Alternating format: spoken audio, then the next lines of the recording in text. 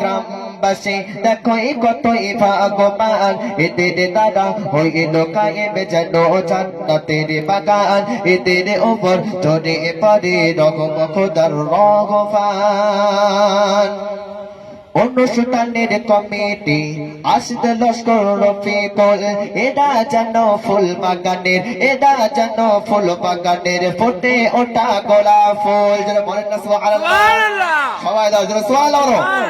অনুষ্ঠানের কমিটি আসতে লস্কর রফিকুল, হযরত মন্ডল মনোয়ার, এরা যেন ফুল বাগানের ফোটা ফুল।